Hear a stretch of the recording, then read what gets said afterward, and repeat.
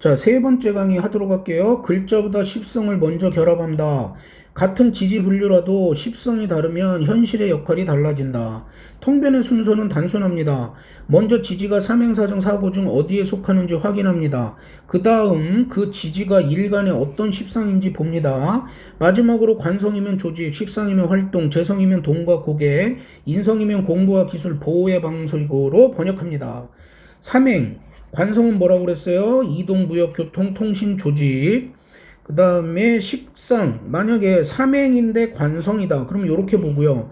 삼행인데 즉 인신사의 역만대 식상이다. 그럼 운반, 유통, 현장 영업. 만약에 돈을 버는 거다. 그러면 이동하며 얻는 수입, 원거리 거래. 만약에 공보 쪽이다. 그러면 새 환경에서 빠르게 배우는 방식이에요. 요 인신사회인 친구들은. 그 다음에 사정이다. 사정은 좌우묘유죠. 관성이다. 사정이 관성이다. 그러면 도화살이 관성이다. 그러면 현대적이고 눈에 띄는 조직. 만약에 도한대 식상이다. 방송, 미용, 공연, 가시적 표현. 도한대 재성이다. 젊은 고객, 보이는 상품 유행. 도한대 인성이다. 보이는 기술, 평판, 이름값. 화계지. 화계인데 관성이다. 오래된 조직 연구기간. 화계인데 식상이다. 오랜 학문, 전통기술, 축적, 노동. 화계인데 재성이다. 장기 축적, 전통, 상품, 연령 높은 고객. 화계인데 인성이다. 오래 공부하고 자료를 쌓는 방식. 그러니까 어떤 친구가 앉아서 막 4, 5시간 버티면서 공부하는 능력, 화계지과 인성일 경우에요. 두 분류가 한 명식에 함께 있으면 직업의 문장이 만들어집니다. 예를 들어 관성이 역마이고 재성이 도화라면 이동하는 조직 안에서 눈에 보이는 상품이나 젊은 고객을 통해 돈을 벌 수 있습니다. 식상이 역마이고 재성이 도화라면 직접 다니며 사람을 만나고 보이는 상품과 서비스를 판매하는 영업이 됩니다. 글자 하나를 직업 하나와 맞바꾸지 않는 것이 중요합니다. 직업명보다 조직의 기능, 본인의 활동, 고객층, 수입 방식으로 나누면 항공사 직원과 항공기 정비사, 택배회사와 배송기사, 방송사와 통신사를 구분할 수 있습니다. 여기서 택배회사는 관성이고요. 택배회사에서 내가 사무 보는 일을 해요. 그럼 관성이죠. 근데 내가 택배회사에서 배송기사 일을 해. 그럼 식상이라니까.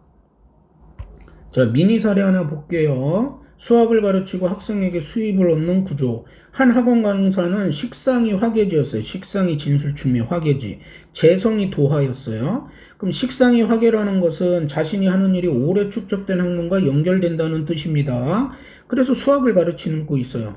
수학은 오랜 시간 체계가 쌓여온 학문이므로 사고, 식상의 성격과 맞습니다. 재성이 도화라는 것은 돈을 주는 고객이 젊고 드러나는 층이기 때문에 실제 수입은 중고등학생 수업료에서 나왔습니다. 또 다른 재성이 삼행 역마라면 재성이 있는데 그게 역마예요. 그러면 뭐 하겠어요? 수업을 한 군데에서 한 학원에서 일하는 게 아니라 학원도 막 3군데 일을 한다든가 아니면 막 서울 찍고 경기도 찍고 뭐 분당 찍고 막 이러면서 이동하는 과외 수업을 많이 했을 가능성이 있겠죠. 직업을 억지로 명식에 끼워 맞추는 것이 아니라 식상의 일, 재성의 고객과 수입 통로를 나누어 보면 이미 살아온 방식이 자연스럽게 우리가 알 수 있습니다. 자, 사례 하나 볼게요. 도화재성. 자, 이분은 정화일관이에요. 하나 이제 특징적인 거 묘유축 나 있고요. 그리고 이분이 관이 이제 좌우묘유란 말이에요. 그 다음에 재성이 좌우묘유. 그 다음에 이거 인성도 좌우묘유. 그러니까 이분은 죄다 좌우묘유네. 그럼 도화와 관련된 삶이 되게 강한 거예요. 이 사람은 도화 관련 삶이. 자, 명식의 핵심 작용. 시지 묘와 일지유가 묘유충을 이루고 월지 술의 상관과 일지 유의 편제가 인접한다. 그러니까 요렇게 해서 유술합을 하고 있는 거예요. 신유술 금국을 이루고 있는 거고요. 반합이죠. 그 다음에 유는 정화일간의 천을귀인. 여기 또 천을귀인 역할도 하고 있는 거예요. 요 재성이. 정화일간에게 유는 편제이고 도화입니다. 묘는 편인이면서 도화입니다. 두 글자가 일지와 시지에서 묘유충을 이루므로 보이는 외형을 자르고 바꾸고 다듬는 힘이 생깁니다. 이 사례에서는 머리를 자르고 외모를 꾸미는 미용기술. 그러니까 묘유충 났잖아요. 묘유충 났으니까 인생에 있어서 이거를 약간 에너지를 반감시키려면 뭐 해야 돼? 업상대체. 그래서 이분은 헤어 디자이너였어요. 헤어 디자이너. 그러니까 얼마나 딱 맞아. 디자이너니까 도화하고 딱 맞잖아요. 도화하고 맞잖아. 도화. 예. 뭐죠? 젊은 친구들. 그러니까 이분은 만약에 이제 헤어 디자인을 하더라도 나이가 좀 있는 50대 이상의 시니어들 대상으로 하는 그 미용을 하면 안 되고요. 젊은 친구들 대상으로, 그러니까 뭐 중고생이라든가 20대, 30대 그 젊은 친구들 손님이 젊은 층 위주로 헤어를 해야 된다는 것이고, 그 다음에 이분은 자기 그 식상이 술토지나 화개지. 그러니까 요 유수랍이니까 그 자리에서 바로 돈 받잖아요. 머리 딱 깎아주고 2만 원 바로 받고 뭐 그 파마 해주고 막 돈 10만 원 바로바로 받으니까 재성과 식상이 합해진 것도 딱 맞는 거죠. 자, 남편에 대해서는 뒤에 한번 볼게요. 자, 근데 조심해야 할 것은 묘유충이 있다고 모두 미용업을 하는 것은 아닙니다. 묘유충이 있으니까 또 뭐겠어요? 의사할 수도 있는 거예요. 묘와 유가 각각 인성과 재성으로 놓여 있고 실제 직업이 외모를 다루며 본인이 손을 움직여 고객에게 즉시 결과를 제공한다는 현실 조건이 함께 맞았기 때문에 이 해석이 성립합니다. 일지 유의 천을기위는 춤을 지우지는 않지만 기술과 고객 관계에서 도움을 얻는 통로로 함께 볼 수 있습니다. 그러니까 이분은 자기 인생 잘 찾아서 살고 있는 거예요. 밑에 그 도화가 대부분이나요? 도화살. 그러니까 도화살 잘 사용하고 있는 거죠. 자, 해석을 좀 더 읽을게요. 화계 식상과 도화 재성이 직접 수입으로 이어집니다. 월지 술은 상관이면서 사고입니다. 머리를 자르는 일은 오래전부터 반복되어 온 생활 기술이고, 그쵸? 뭐 조선시대부터 우리 머리 자르는 일이 있었으니까. 숙련을 쌓아야 하는 손의 일이라는 점에서 화계 식상의 성격과 맞습니다. 일지유는 재성이자 도화이므로 그 기술로 외모를 꾸며주고 그 자리에서 대가를 받습니다. 여기서 술의 식상과 유의 재성이 인접하여 한 흐름으로 맞물립니다. 즉 반합을 하고 있다는 뜻이에요. 내가 직접 손을 움직여 결과를 만들고 고객은 그 결과에 바로 돈을 지불합니다. 조직의 월급이 먼저인 구조라면 관성을 중심으로 읽겠지만 이 사례는 개인의 기술과 노동 결과가 곧 수입으로 이어지는 식상생재의 현실화가 선명합니다. 명식의 적합성과 업종의 반복 수요를 함께 본다. 명식이 어떤 일을 잘 설명한다고 해서 그 일의 사업성이 자동으로 보장되는 건 아닙니다. 미용은 한 사람이 평생 반복해서 이용하므로 일정한 고객 수가 다시 돌아올 수 있습니다. 반면 명리 상담을 한 번 상담한 고객이 자주 재구매하지 않을 수 있고 평판이 확인된 소수에게 수요가 집중되기 쉽습니다. 따라서 직업 접합성뿐 아니라 반복 수요, 고객의 재방문, 면허와 기술, 지역의 시장을 함께 봐야 합니다. 사주가 맞는다는 이유로 생업 가능성을 과장하지 않는 것이 현실적으로 진로 통변입니다. 연주에서 시주까지 삶의 흐름을 읽습니다. 명식은 오른쪽 연주에서 왼쪽 시주로 읽습니다. 시간의 흐름, 금묘하실. 연지자는 도하이므로 어린 시절은 비교적 무난하고 외부와 잘 어울리는 모습으로 시작합니다. 그런데 월지가 술의 시기에는 화개지니까 축적의 성격이 강해 여러 일을 배우고 고생을 쌓는 시간, 즉 사연이 있었을 거예요. 일지 유의 시기로 들어오면서 도와 재성이 살아나 형편이 조금 나아질 수 있습니다. 시지 묘는 인성이자 도화이므로 시간이 흐를수록 기술과 평판이 드러나고 적어도 자신의 생활권 안에서 이름을 얻는 방향으로 읽습니다. 전국적인 명성처럼 과장하면 안 돼요. 실제 활동 범위, 그 동네에서는 유명한 미용실이 될 것이다, 이런 뜻이에요. 실제 활동 범위 안의 인지도로 해석하는 것이 적절합니다. 이렇게 우리가 삼행, 사정, 사고 요것만 가지고도 그 사람의 인생을 쭉 읊을 수가 있어요.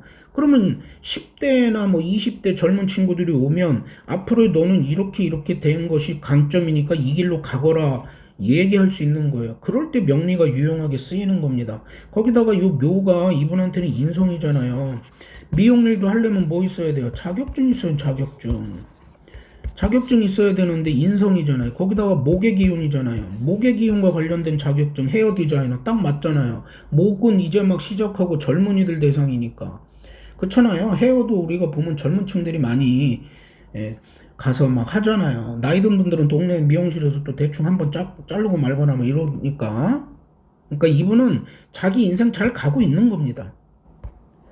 출산 뒤 경제 흐름이 나아졌다는 사연도 식상의 현실화와 연결됩니다. 식상은 또 여자한테는 자식이니까요. 정화가 토 식상을 낳고 그 식상이 유재성과 인접해 수입으로 이어집니다. 자녀 자체가 돈이 된다는 뜻이 아니라 출산 이후 책임감이 생기잖아요. 출산 이후 생활의 책임과 활동 방식이 바뀌면서 식상 생계의 통례가 구체화되었다는 뜻입니다. 우리가 이제 가끔 보면 있잖아요. 저 집은 저 첫애가 복동이야. 왜 바로 그런 얘기를 해요? 아이가 탄생한 뒤에 그 집이 막 돈도 벌고 뭔가 잘 돼, 일이 사업이든 뭐든. 그럴 때 우리가 그런 얘기 종종 어르신들이 썼잖아요. 그거는 아마 그 사주에 그렇게 되는 어떤 글자들이 있었을 거예요. 도화가 있어도 여행과 향락으로 나타나지 않는 이유. 사례자는 돈을 버느라 여행을 거의 하지 못했다고 했습니다. 이건 왜 그러겠어요? 거기 충이 나 있으니까. 삶이 일단은 약간 고단함을 읽어줘야 되니까 도화가 있다고 맨날 여행 다니고 이런 거 아닙니다. 도화가 많으면 잘 먹고 놀고 좋은 곳을 다닌다는 말과 현실이 달랐습니다. 그 이유는 놀고 먹고 여행하는 실제 활동을 우리가 놀고 먹고 여행하는 건 도화가 아니에요. 도화는 뭐냐면 내가 그렇게 관련된 분야 쪽을 이루라는 거지, 내가 놀고 먹고 마시고 실질적으로 그게 되려면 그건 식상으로 봐야 된다는 거예요. 도화가 아니라. 그래서 이 명식의 도화는 주로 재성과 인성에 놓였고 식상이 술토잖아요. 술토니까 어디 막 많이 돌아다니고 하는, 여행을 자주 다니고 하는 그런 건 안 되고, 또한 술토가 뭐가 있어요? 반합을 하고 있으니까 답답하죠. 그리고 여기 또 도화가 충돼 있고, 그러니까 먹고 살기 바빴던 겁니다. 그러니까 여행을 자주 다닐 수 없던 거죠. 그러니까 우리가 도화가 많아. 도화가 많다고 오 당신 여행도 많이 다니고 놀고 먹고 마시고 맨날 그러고 살았겠는데요? 이딴 식으로 명식 해석하면 안 돼요. 또 하나 읽어야 될 건 뭐예요? 이분한텐 도화가 3개야. 과유불급이잖아. 일단 과유불급을 읽어줘야지. 그렇죠? 따라서 도화는 여가보다 돈의 통로와 보이는 기술에 쓰였습니다. 본인이 먹고 살기 위해 움직인 활동은 화계식상이라 오래 고생하고 기술을 축적하는 모습으로 나타났습니다. 도화라는 글자 하나만 보고 화려한 생활을 단정하면 십성의 역할, 그 명식 해석에 잘못할 수가 있다는 거죠.